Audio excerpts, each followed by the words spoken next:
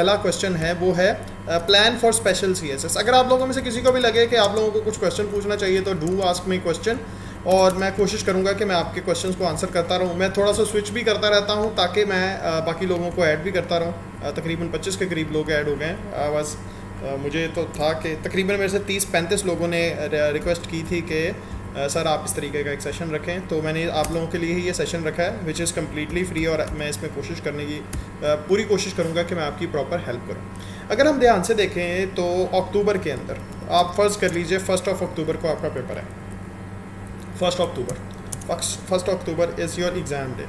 1 अक्टूबर को अगर आपका एग्ज़ाम डे है तो क्या होगा देन, आपके पास अभी 1 जून से, अभी मई चल रहा है, 1 जून से कितने दिन पड़े हैं? 1 जून टिल 1 अक्टूबर। आपको पता लगता है कि आपके पास जून, जुलाई, अगस्त, सितंबर, आपके पास जून, जुलाई, अगस्त, सितंबर 4 मंथ्स पड़े हैं। 4 मंथ्स का मतलब है तकरीबन आपके पास 120 डेज़ मौजूद हैं। इन 4 मंथ्स के अंदर 120 डेज़ के अंदर बेसिकली आप चाहते हैं कि प्रिपेयर करें CSS को।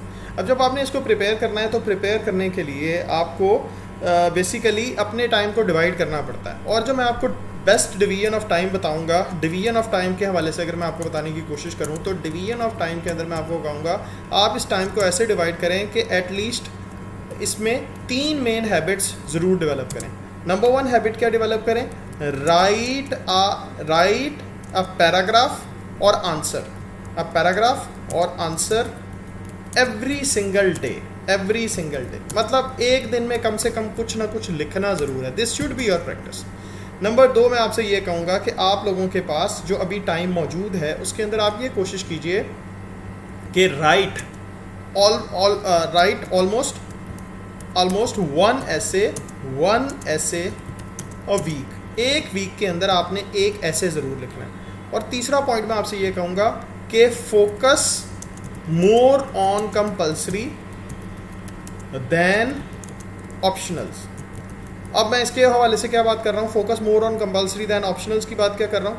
बेसिकली आप कोशिश ये कीजिए कि आप ऐसे सब्जेक्ट रखिए जिसको कंप्लाई कर सकें। Comply optionals with compulsories. ऐसे सब्जेक्ट रखें जो कि कंपल्सरीज और ऑप्शनल दोनों के साथ मर्ज करते हों। ऐसे बहुत से ऐसे सब्जेक्ट हैं जिसके अंदर आप लोगों को आसानी रहेगी। नूर अफशा मेरे से पूछ रही हैं CSS के ऐसे के दौरान क्या किया जाए।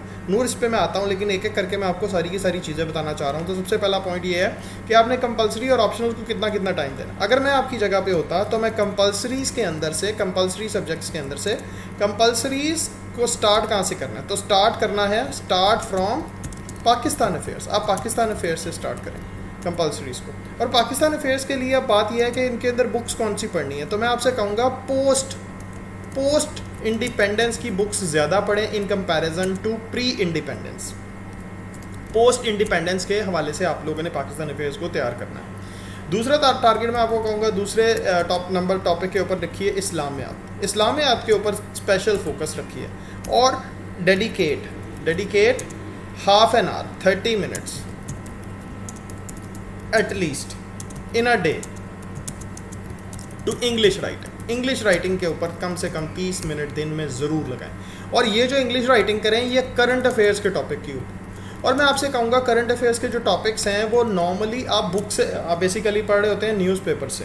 तो मैं आपसे कहूँगा do not read newspaper blindly. पता क्या करें आप लोग? आप न्यूज़पेपर को ब्लाइंडली रीड करने की बजाय कोशिश कीजिए कि ऐसी चीज़ पढ़िए जो कि न्यूज़पेपर में आपको आर्ग्यूमेंट करे। कोई मुझे बता सकता है ये न्यूज़पेपर को ब्लाइंडली पढ़ने से क्या मुराद है? Anyone who can tell me ये कि न्यूज़पेपर को ब्लाइंडली पढ़ने का क्या मतलब हो? एक्चुअली पॉइंट ये है कि आपको करंट अफेयर्स में जो टॉपिक्स आते हैं ना वो 4 एरियाज से आते हैं, 4 एरियाज से।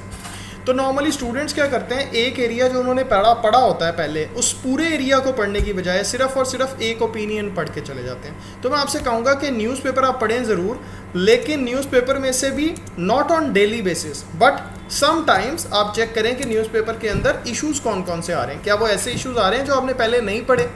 अगर आपने कोई इश्यूज़ नहीं पढ़े तो इश्यूज़ को 4 एरियाज़ में कैटेगराइज करते हैं। कौन कौन से 4 एरियाज़ में? सबसे पहले इश्यूज़ का नाम है पाकिस्तान इश्यूज़, कि पाकिस्तान से रिलेटेड कौन कौन से मेन इश्यूज़ हैं। नंबर 2 मैं आपसे कहूँगा regional, political and economic issues. इसके बाद आते हैं ग्लोबल इश्यूज़। और इसके बाद बेसिकली आता है main Wars and international movements.